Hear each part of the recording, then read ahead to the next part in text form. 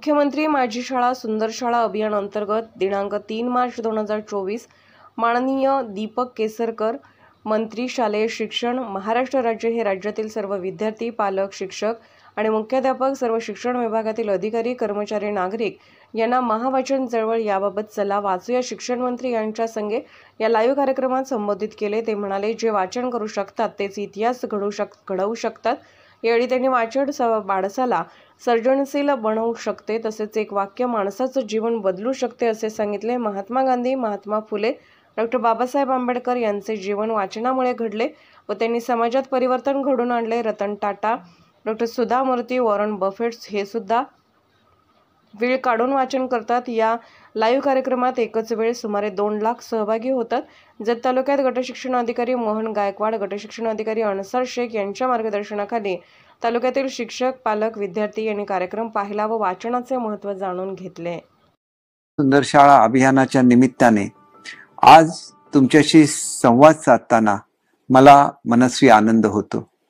आजचे विद्यार्थी हेच देशाचे भविष्य असतात आणि ते उद्याचा समाज जडणघडणीत महत्त्वाची भूमिका बजावत असतात।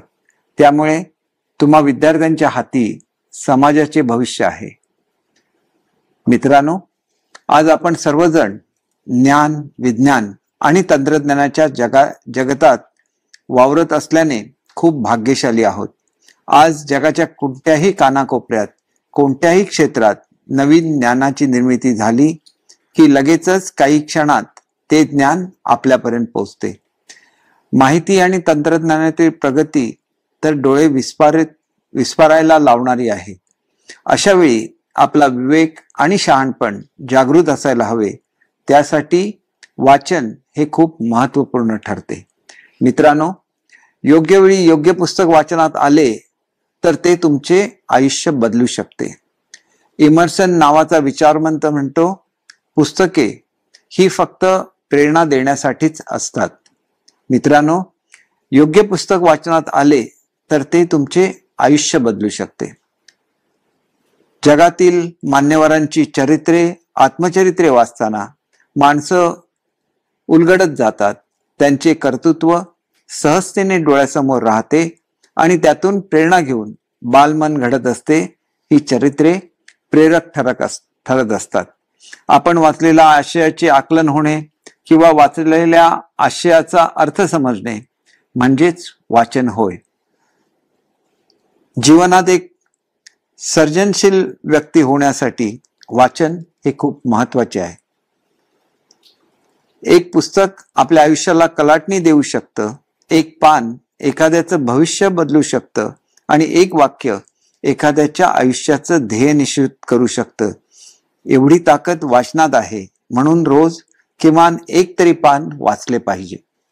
राष्ट्रपिता महात्मा गांधी यांनी रस्किन बॉन्ड या लेखकाचे अनटू दिस लास्ट हे पुस्तक वाचले आणि त्यांनी त्यांची पूर्ण जीवनसृष्टी बदलून गेली। क्रांतिसूर्य महात्मा ज्योतिराव फुले यांच्यावर थॉमस पेन या लेखकाचा प्रभाव होता, म्हणूनच ते परिवर्तनाची वाट चालू शकले। भारतरत्न आणि संविधानाचे शिल्पकार डॉक्टर बाबासाहेब आंबेडकर यांच्याकडे तर हजारो पुस्तकांचा संग्रह होता। ही सारी थोर माणसे वाचनाने घडली। वाचन करणारी माणसं मनाने, विचाराने आणि आचारानेही श्रीमंत व समृद्ध होतात। पुस्तकातून ज्ञान आणि ज्ञानातून संपत्ती निर्माण होत असते। वाचनामुळे आपलं आयुष्य अनेक अंकांनी संपन्न होत जाते। पुस्तक वाचणं म्हणजे स्वातंत्र्याचे दरवाजे उघडणं होय। वाचन हे खूप प्रभावी असे माध्यम आहे।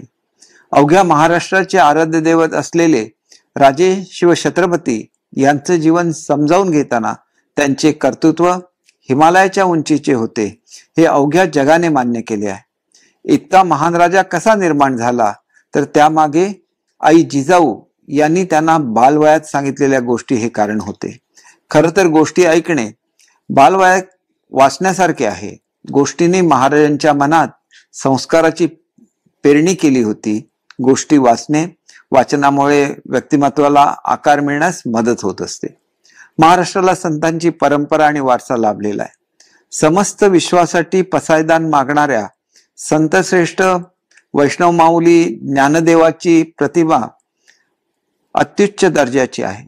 संत ज्ञानेश्वरांबरोबरच संत नामदेव, संत तुकाराम, संत एकनाथ, संत गोराकुंभार, संत चोखामेळा, संत रामदास, संत मुक्ताई, जनाबाई, बहिणेबाई यांनी रोजच्या जीवनातील दाखले देत जनमानसांच्या मनावर संस्कार केले.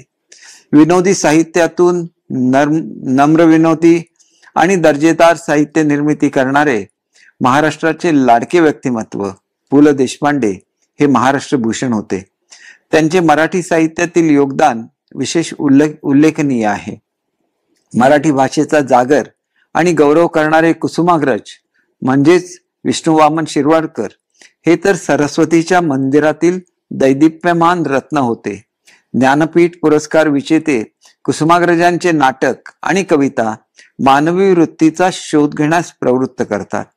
प्रतिष्ठेचा ज्ञानपीठ पुरस्कार मराठी भाषेला मिळवून देणारे थोर साहित्यिक वि स खांडेकर यांच्या लेखनाने प्रत्येक मराठी वाचकाच्या हृदयात आपले स्थान प्राप्त केले आहे. तसेच तिसरा ज्ञानपीठ पुरस्कार मराठी भाषेला मिळवून देणारे विंदा करंदीकर हे कवी, लेखक व थोर समीक्षक होते. मराठी साहित्याचे विश्व परिपूर्ण आहे, जे आपली वाचनाची आवड जोपासण्यासाठी उपयुक्त आहे. आपल्या मराठी साहित्यात मनुष्याला आनंदी, संपन्न आणि समृद्ध करण्याची किमया आहे. त्यामध्ये भरपूर साहित्यकार आहेत. कथा, कादंबरी, कविता, दलित वाङ्मय, आत्मचरित्रे, संत साहित्य, धर्मग्रंथ, नाटक, अभिजात साहित्य अशा विपुल प्रकाराने मराठी साहित्याचे दालन समृद्ध झालेले आहे. यासारख्या विविध प्रकारच्या साहित्य वाचनामुळे आपल्याला आनंद मिळतो. त्यातील पात्रांच्या अनुभवाच्या जोरावर आपणही समृद्ध होत असतो.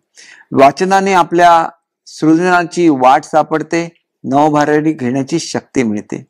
वाचन हे आनंदासाठी जसे आहे तसे ते माणसामधील विवेक आणि शहाणपण निर्माण करण्यासाठी देखील उपयुक्त आहे. वर्तमानपत्रे वाचल्याने आपल्याला राष्ट्रीय आणि आंतरराष्ट्रीय पातळीवरील घडामोडीबाबतचे ज्ञान प्राप्त होते.